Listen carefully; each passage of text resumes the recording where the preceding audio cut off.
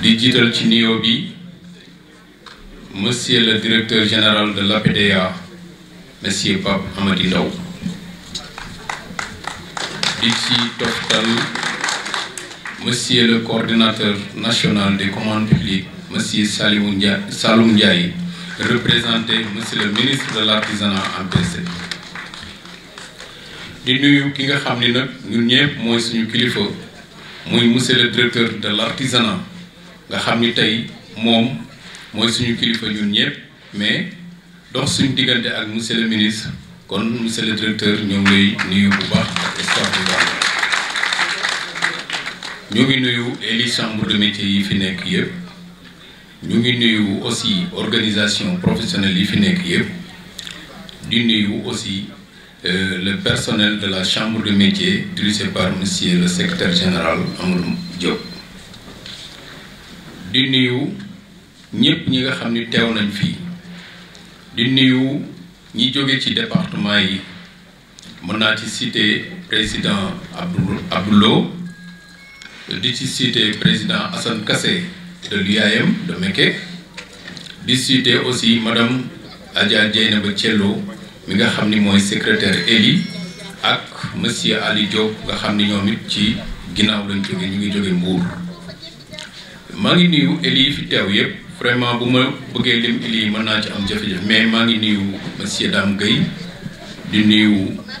madame Maymouna Samb di nuyu aussi Ngagne Thiam Serigne Kene monsieur Madiop Tine nga xam ni tey moom it bàyyi na lépp lu mu jàpp déplacé ñëw maa ngi leen di remercier bu baax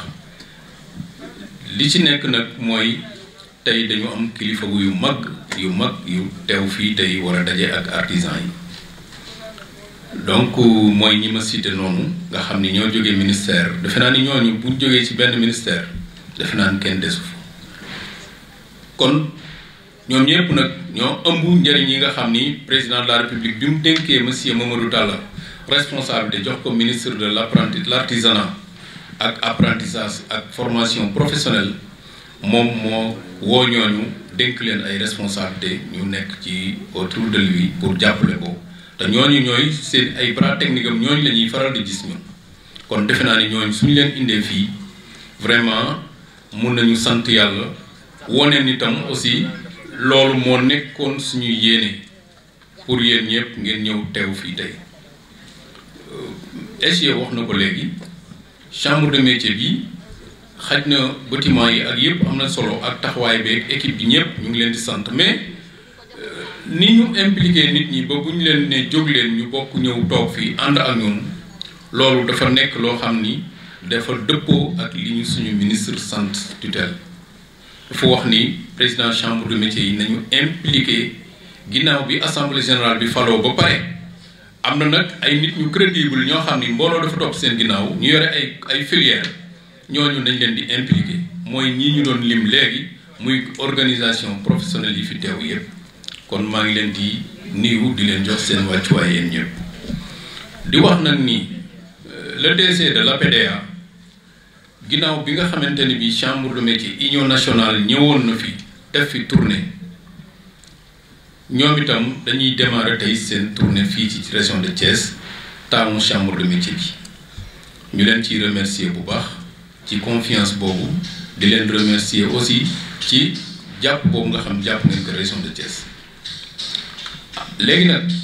ñun chambre de métier dañu am option tàllal ñëpp loxo muy bépp organisation bépp kuréel bépp service boo xam bi président créé na ko mu jëm ci soxali artisanat dañu fas yéene tàllal loxo pour waxtaan ak yow la nga am ñu sàkk ci indi fii loolu moom lañ muy gunge moom lañ ma fi tegee moo taxit may ànd ak yéen ci bépp gan bu ma war a am pour mën a toog ak yéen recueillir seeni xalaat ak seeni xol bu ko defee ñu mën ko wax ak ñoom ñu mën ci jël en compte maa ngi félicité ñaari entreprise phare yi nga xam ni choisir nañ leen tey muy l'entreprise COSES Cheikh Sey ak entreprise Madowa entreprise bi nga xam ni Pape Wade moo ko jiite maa ngi leen di félicité di leen encouragé di wax ni tam ñi nga xam ne ñoom laa àndaloon ñëw fi daañu wax ci kanam yaakaar naa ni naw nañ leen trop naw nañ leen ci seen taxawaay naw nañ leen ci seen takkute su ko defee nag chambre de métier loolu dafa bokk ci rôle am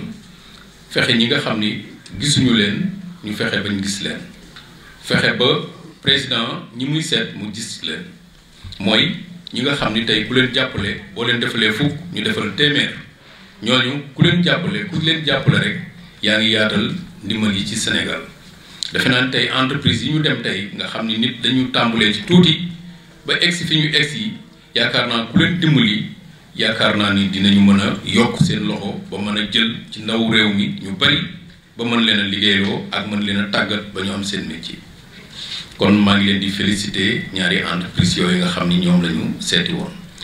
di féliciter nag ñëpp ñi nga xam booloo nañu nangoo bennoo muy ñi nga xam ne ñoom la jàkkaarlool muy les organisations professionnelles tey dañu citer ñaari entreprise individuelle seeti leen mais na ngeen xam ni yéen it def ngeen ay liggéey yu am solo ci fa ngeen nekk ak cër yi nga xam ni jox ngeen ko seen njaboot ak li ngeen créé ci emploi ak li ngeen boosté ci croissance su réew mi loolu yëpp ñu ngi koy saluer di leen féliciter di leen remercier di leen wax nag ni dañuy dellu nag gërëm bu baax monsieur le ministre de l'artisanat monsieur Mamadou Talla ñu ngi koy gërëm ñu ngi koy sant moo amoon yéene ñëw ubbi waxtaan wi fekke si ko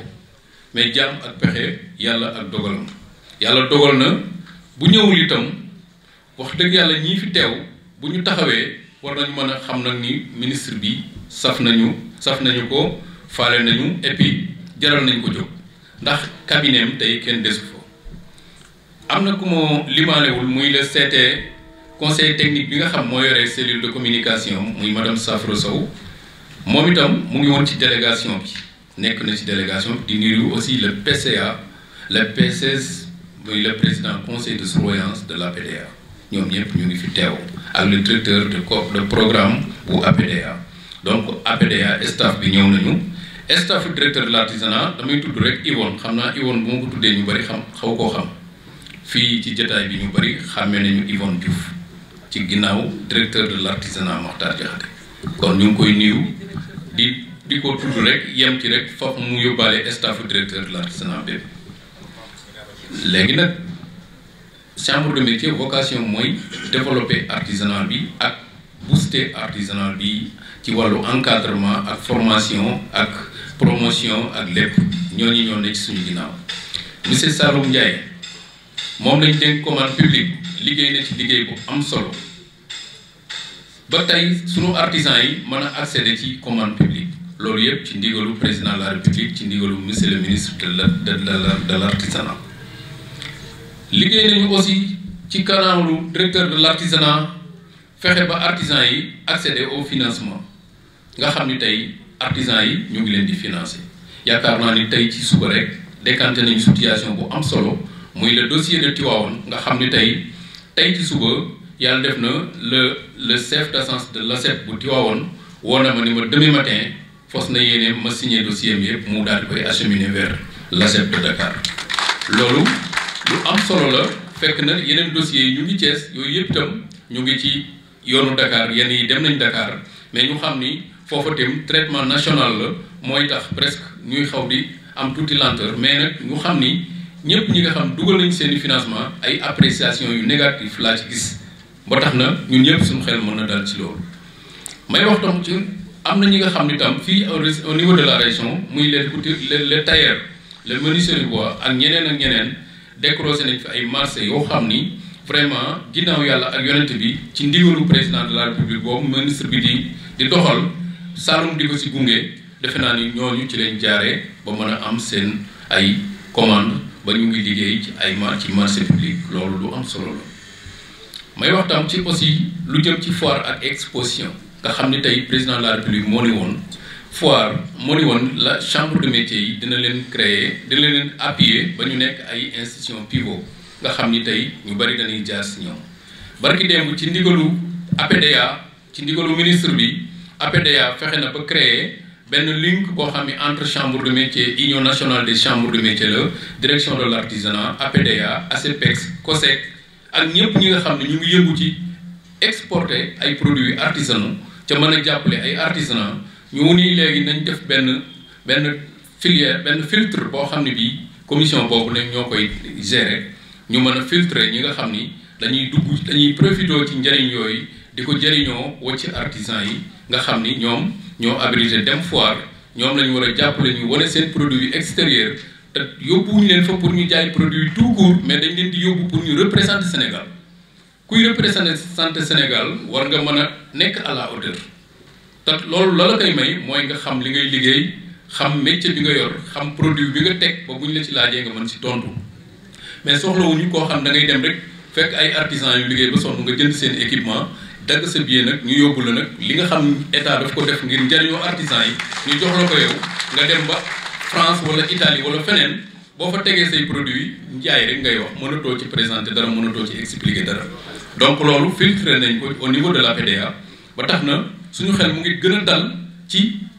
promesse yi nga xam ni président de la République daf ko def mooy suqali artisanat bi ba nga xam ni ñoom ci liñ leen di xaar ci affaire emploi dinañ ko mën a surmonter donc kon nag loolu laa am ci li nga xam ni moom laa bëggoon wax ji du mën a bari trop parce que dafa am ay orateur mi ngi bëgg guddi mais bala may terminer ma gërëm le gouverneur de la région de Thiès nga xam ni recevoir nañ ci suba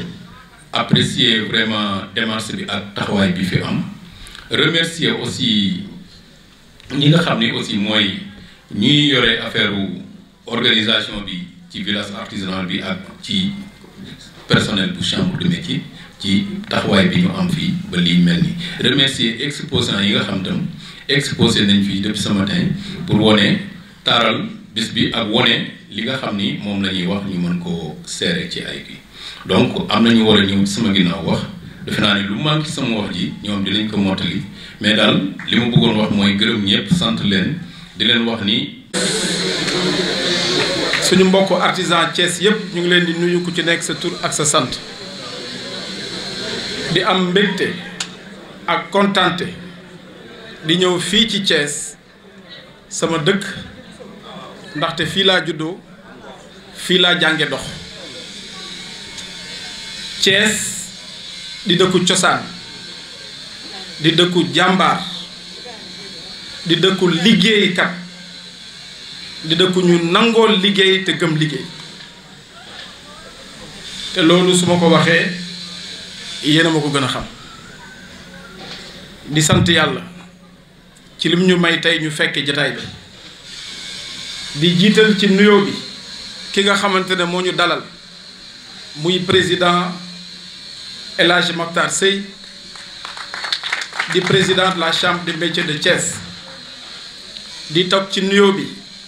le directeur de l'artisanat El Hadj Makhtar Diakhaté di nuyu suñu xarit suñu doomu ndey di monsieur Saloum Ndiaye di conseil technique du ministre coordonnateur du mobilier national nekk fi tey le ministre de la formation professionnelle de l'apprentissage et de l'artisanat puisqu'il le représente ñu ngi nuyu Adja Dieynaba Thiello di nuyu kilifa yi nga xamante ñoo jiite kuréelu artisanat yépp dinaa ci lim ñenn su ma juumee ngeen jéggal ma ko maa ngi nuyu Abdou Aziz Lo bu Tivaouane di nuyu Ousmane Sow bu Revas ñu ngi nuyu Idda Mbaye bu Promocabil ñu ngi nuyu Adja Maymouna Samb bi ñëw léegi ñu ngi nuyu kilifa yi jiite secteurs yi ak filières yi fi teew yépp ñu ngi nuyu suñu xarit suñu doomu ndey Assane Kassé nga xamante ne moo jiite association des artisans de Mékhé et environ ñu ngi koy nuyu bu baax di nuyu délégation bi jógee Mbour sama dëkk waaw man nag ñaari dëkk laa am Thiès ak Mbour di sant bu baax bu ma leen waxee ne am naa mbégte teew fii tey gëm leen pour plusieurs raisons bi ci njëkk mooy li ma wax sànq fii sama dëkk la sama waajuru góor fii la bokk te yaakaar naa ne ñu ko gën a fekkee mën ko témoigner jaar nañ ci ba noppi bi ci topp mooy artisanat biñ ma dénk ci wàll bi ma nekk muy promotion ak développement doon na lu ma bëgg ndaxte am na ku ma ko wax léegi ci kilifa yi ne ma artisanat boo ci duggee rek da nga koy bëgg. loolu moo ma dal je suis tombé amoureux de l'artisanat te gëm naa ne mbëggeel bu dul dañ la loolu tax na ma xam ne fii ci Thiès bokk na ci dëkk yi nga xamante ne ñoo gën a xarañ ci wàllu artisanat te am naa sañ-sañ wax ko fii di leen ko sante di leen ko gërëme di leen ñaanit ngeen gëm ko te gëm naa ne sax gëm ngeen ko li ma ciy wax nag du bari ci wàllu artisanat parce que ñi fi jaar ñoo ma ko gën a xam yéen ñii toog yéen a ma ko gën a xam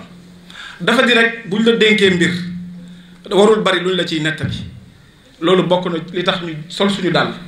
fas yéene wër Sénégal fépp fu artisan nekk ci Sénégal fas yéene nañ ko faa fekk ndax loolu daf ñuy permettre ñu xam li ngeen nekkee daf ñuy permettre ñu xam li ngeen di liggéey lu mu te daf ñuy permettre aussi comme ni ma ko waxee ñu bari luñ ñuy nettali donc moo waral tey ñu tàmbali tournée bi benn ci objectif yi la ñaareel bi mooy promouvoir les produits artisanaux de base yi nga xamante ne ni sont les produits phares de chaque région du Sénégal fii ci Thiès ku ne xam na ne der fekk na fi baax à travers ngaay ku ne xam na ne pañe yi vannerie yi ak poterie yi pot yeeg ndaay yi ak and yi fekk na fi baax ak leneen ndaxte fii Carrefour la lépp a ngi fi léegi nii visité nañ ñaari entreprise Madwa bu Pape Wade maa ngi koy nuyoo passage ak COSEG bu Cheikh Sey ma am contenté ci loolu ndax dañoo gis ay entreprise artisanale yu jógee ci benn dal ci fukk loolu mooy wane ne mën na nekk nag am na président américain bu ko waxoon di ko wax ba jiite réewam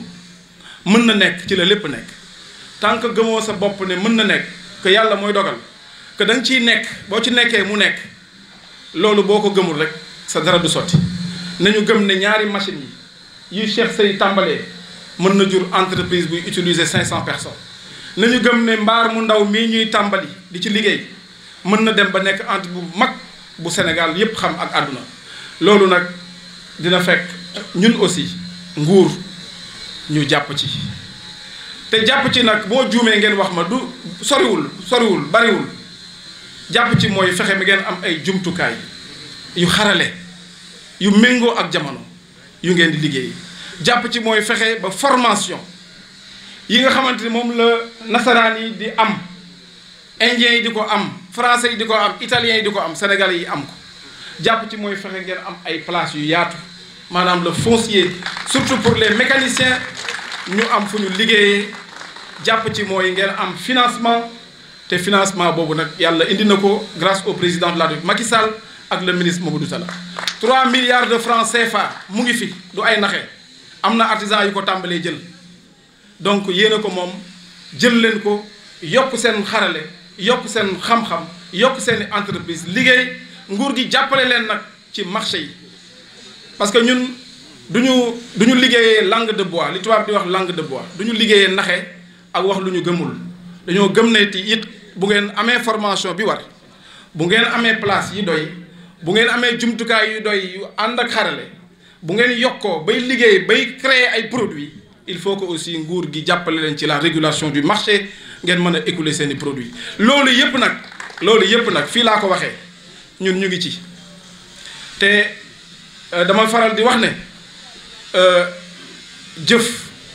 duñ ko fay duñ fay wax bàyyi jëf ñun dañu fas yéene jëf ak yéen